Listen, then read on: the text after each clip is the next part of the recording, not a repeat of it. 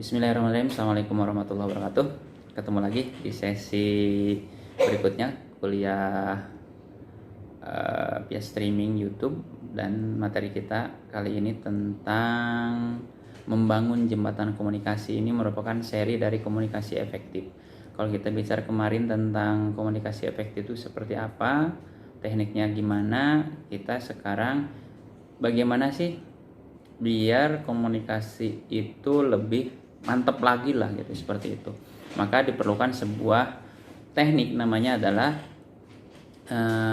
jembatan komunikasi, membangun jembatan komunikasi. Dalam hal ini sebutnya koneksivitas. Tidak, komunikasi itu atau informasi itu akan berbeda rasanya ketika disampaikan dengan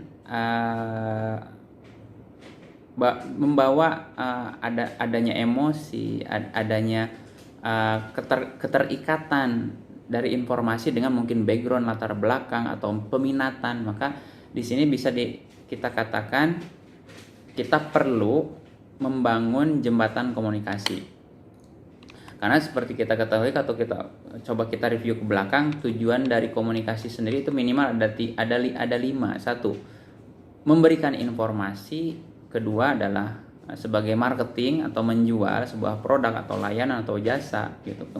Kemudian tujuan komunikasi juga adalah meyakinkan pendengar, dan yang selanjutnya adalah memberikan memotivasi seseorang yang mungkin lagi galau, lagi sedih, atau misalnya dia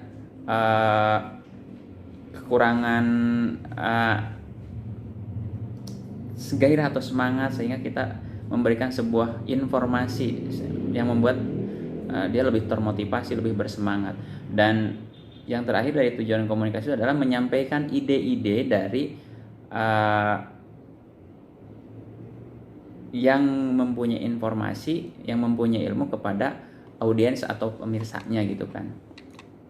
Nah, dalam proses informasi sendiri, banyak di antara kita ada yang memang seperti jalan tol, jadi ngobrol itu enak gitu. Ternyata memang ketika kita ngobrol enak, kemudian lancar seperti di jalan tol, karena memang sudah terbangun trust atau jembatan komunikasinya itu sudah nyambung, sudah enak gitu kan.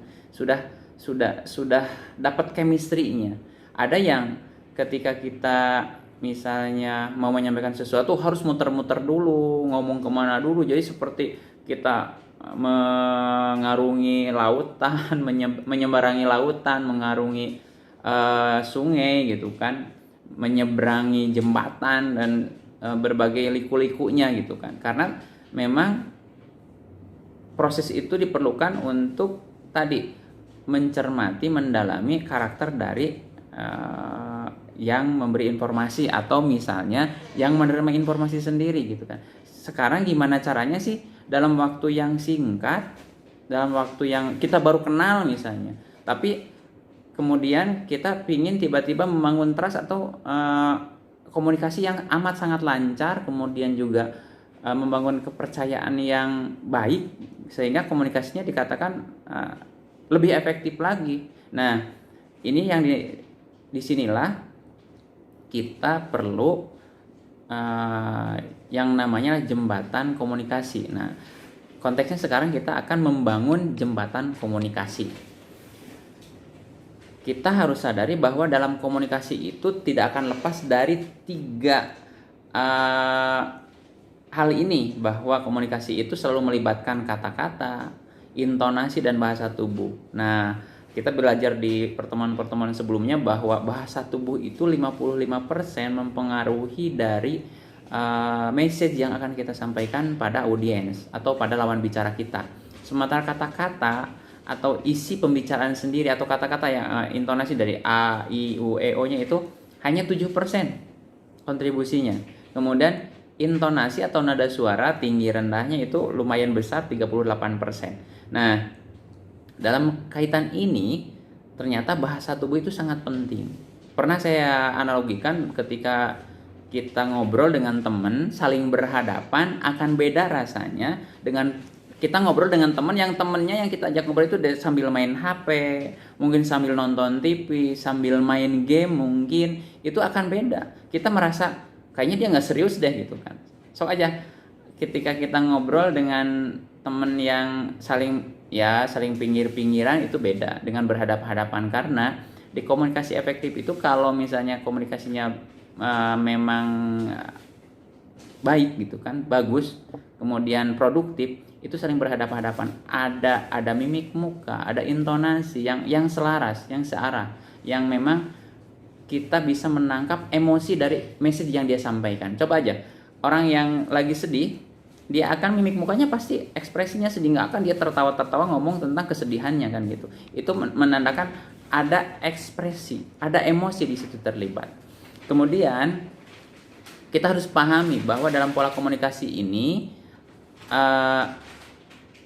yang menerima informasi itu adalah pikiran. Nah, pikiran ini atau otak ini, kesadaran ini dibagi dua, alam sadar dan alam bawah sadar. Nah, kita harus mampu mengkoneksikan diri pada alam bawah sadarnya. Karena kenapa? Ternyata di alam bawah sadar itu informasi itu disimpan 88% itu di alam bawah sadar. Jadi informasi yang didapat rata-rata direspon hanya 12%. Atau disimpan itu yang diingat itu hanya 12%. Sementara 88%-nya itu disimpan. Kapan sih itu munculnya? Biasanya ketika kita panik, suka ada the power of kepepet gitu. Ketika kita panik, ketika kita rasa tiba-tiba kok kita bisa, kita mampu, kita tahu. Kok aku tahu ya? Ya karena sesungguhnya ketika ada informasi itu mungkin kita nggak fokus, tapi otak kita merespon dengan menyimpan informasi itu dalam memori alam bawah sadar. Nah, bagaimana kita mengakses alam bawah sadar itu? Ya itu ya apa yang kita akan bahas yang dinamakan dengan membangun jembatan komunikasi. Nah, dalam komunikasi atau jembatan komunikasi ini bisa terbangun, bisa terkoneksi jika ada keterkaitan antara kondisi mental dan fisik pada individu yang berinteraksi atau berbicara atau berkomunikasi. Jadi kita nggak mungkin ngajak ngobrol dengan orang yang tidak selaras. Maka banyak di antara kita gini, yang patah hati biasanya curhatnya dengan orang-orang yang pernah patah hati. Kenapa? Karena merasa senasib sepenanggungan. Jadi cenderung orang itu curhat itu pada orang yang pernah mengalami atau sama-sama mengalami. Karena itu efektif, itu akan membangun rasa yang sama, akan seolah-olah dia empati, seolah-olah dia merasakan apa yang dirasakan gitu kan. Jadi penting buat kita penting memang buat kita untuk tahu lawan bicara kita itu, yang diajak bicara itu dalam kondisi emosi seperti apa. Yang pasti memang antara yang bicara dan yang diajak bicara itu harus dalam level kondisi emosi yang sama gitu ya, sehingga itu menjadi sebuah jembatan komunikasi itu sendiri, sehingga nanti akan cepat nyambungnya. Orang yang sama-sama bahagia akan bicara tentang kebahagiaan dan pasti nyambung, pasti enak gitu. Pasti menjadi seru lah obrolan itu kan. Nah, mari kita coba sekarang membuat konstruksi atau langkah-langkah bagaimana sebetulnya cara membangun koneksivitas atau jembatan komunikasi itu tadi. Saya coba kita akan coba membuat salah satu contoh percakapan bagaimana membangun jembatan komunikasi. Ini saya kutip dari materi yang sudah ada tentang sebuah percakapan. Misalnya, salam kenal, saya Tommy. Salam kenal juga, saya Andre nih. Mas Tommy dari mana, Mas? Oh, saya dari PT Sumber Maju. Wah, Sumber Maju. Saya punya kenalan tuh di sana namanya Santi. Mas Tommy kenal nggak? Ya jelas kenal. Wong kita satu lantai, cuman beda divisi doang. Mas Andre kenal di mana? Santi itu teman satu kampung di Blora gitu. Kuliah juga bareng juga di UI, cuman beda fakultas aja. Dia di ekonomi, saya di FISIP-nya. Loh, Mas Andre ini dari Blora juga toh? Bloranya Ningan nih mas, aku yo seko Blora walah jembulane konco sak kampung iki, weleh omahku ning sebelahe kantor bupati mas. Aku jaluk no telepone mas, mengko ngobrol maneh yo, was jadi kiringan wangine sate aku. Bisa menebak lanjutannya? Pasti obrolannya tentang ya di kampung lagi hujan enggak, lagi musim apa gitu kan. Jadi kayak jembatan, ternyata di situ jembatan komunikasinya itu disebut unconscious mind. Jadi hal-hal yang sebetulnya tidak disadari, ada kedekatan emosi, ada kedekatan kultur yang di luar logika, di luar hal-hal yang tadinya memang sifatnya mungkin terlalu formal gitu kan. Jadi yang dilakukan Tommy kepada Andre ini sebetulnya adalah melakukan matching and mirroring. Jadi kalau orang Sunda bilang nyambungin deh. Kemudian mirroring coba membuat sebuah skema atau seolah-olah bukan seolah-olah tapi menyamakan frekuensi dari mulai misalnya daerahnya sama, kemudian juga cengkoknya sama, memakai cengkok daerah gitu kan. Pada proses matching and mirroring ini kita berusaha untuk memahami orang lain dengan menyamakan cara berpikir, cara berbicara, dan bertindak yang akan mengantarkan kita untuk merasakan kondisi yang sedang ia alami saat ini, dan itu membantu kita untuk cepat sekali menyampaikan message atau informasi yang ingin kita sampaikan. Karena si yang menerima pesan itu akan secara terbuka karena merasa ya senasib gitu kan, dari daerah yang sama-sama perantauan misalnya, kemudian juga punya ikatan emosi karena satu daerah, punya tadi bahasanya juga bahasa daerah gitu kan. Terkadang kita merasa lebih nyaman, lebih enak ketika kita ngobrol dengan bahasa daerah kita masing-masing. Coba kita ke Jakarta ngobrol dengan bahasa Sunda misalnya karena kita orang Sunda misalnya, atau orang Kalimantan, orang Papua datang ke Bandung, sesama orang Papua ngobrol bahasa Papua, akan beda rasanya. Akan ada keterikatan, trustnya terbangun gitu kan, seperti itu. Nah, matching ini apa sih? Menyesuaikan. Matching itu adalah menyesuaikan kebiasaannya, mimiknya, menyesuaikan semua perilakunya ke emosinya, seperti itu. Dan mirroring, apa sih mirroring?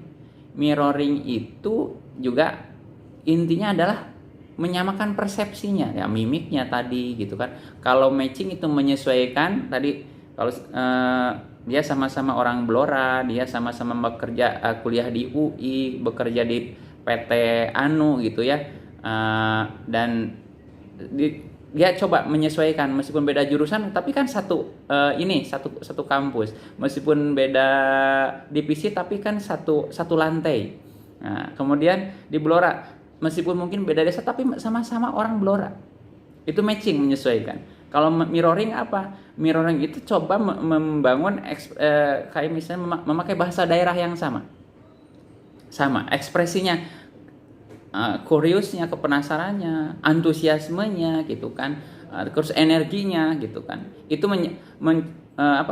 mencoba emosinya sama, setara dengan lawan bicara.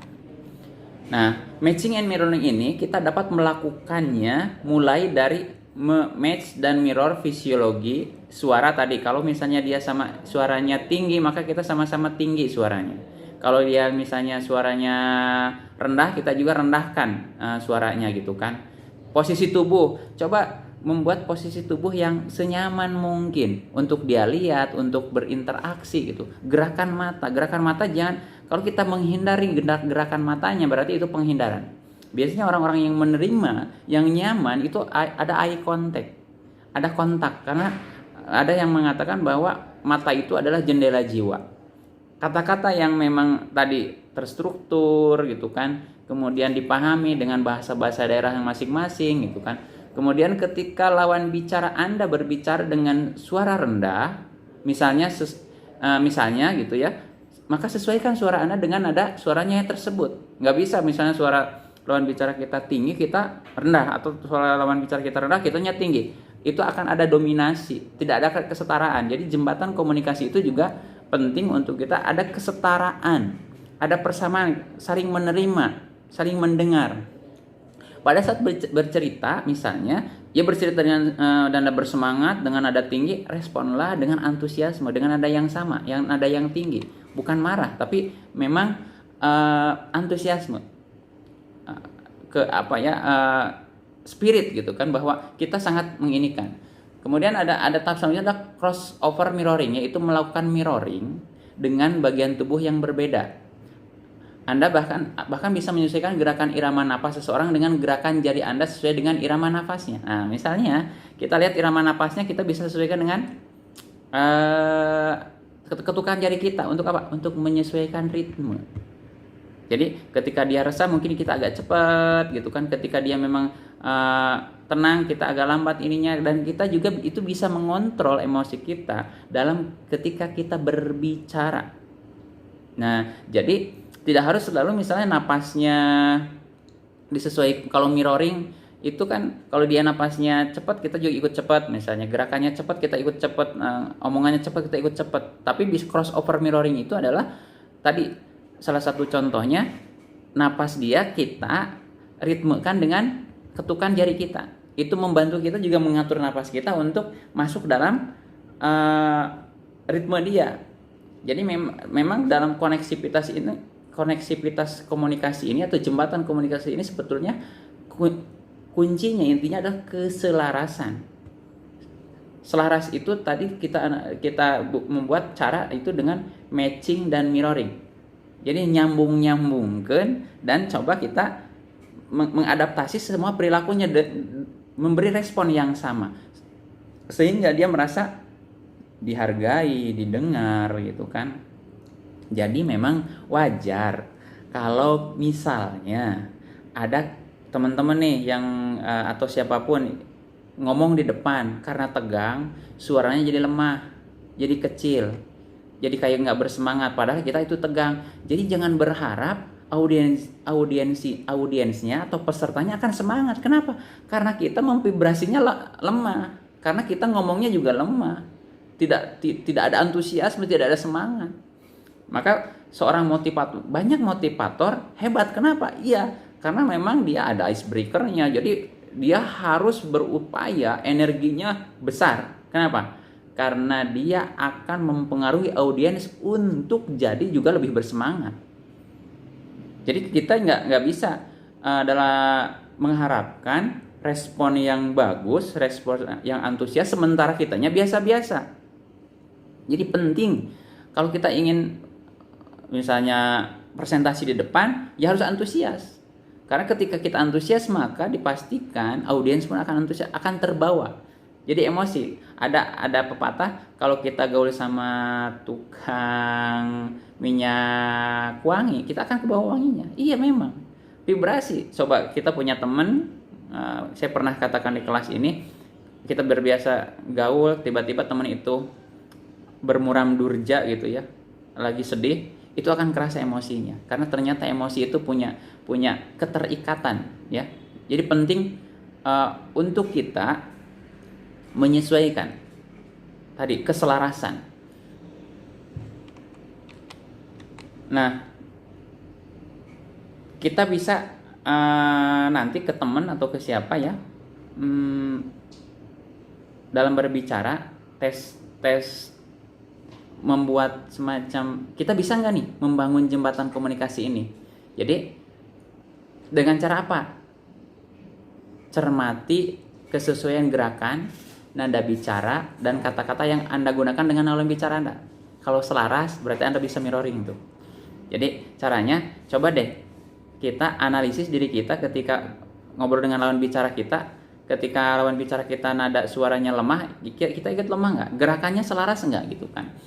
Kemudian perhatikan jika muncul semacam perasaan yang unik menyatu dengan lawan bicara, kok kayaknya nyaman gitu, kayaknya enak, biasanya seperti itu. Kemudian perhatikan mimik wajahnya. Kalau biasanya kalau orang yang baru pertama ketemu itu mimik wajahnya agak sedikit tegang.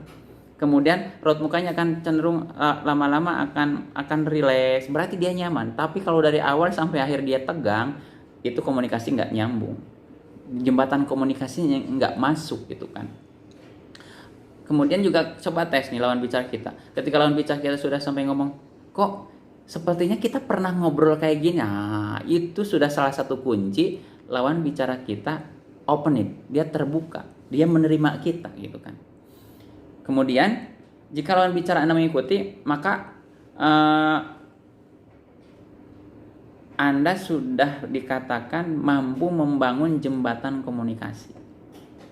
Jadi ketika kita misalnya nada bicara kita tinggi, dia juga ikut tinggi, nada bicara lemah, nada bicara kita lemah, dia juga ikut lemah, maka bisa dikatakan kita mampu mengontrol pembicaraan, membangun sebuah jembatan komunikasi yang membuat ada trust, ada percaya, saling percaya ketika kita berkomunikasi.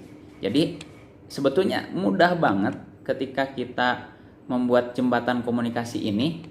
Jadi tidak ada sulit, intinya ada keterikatan hubungan, membangun hubungan dulu.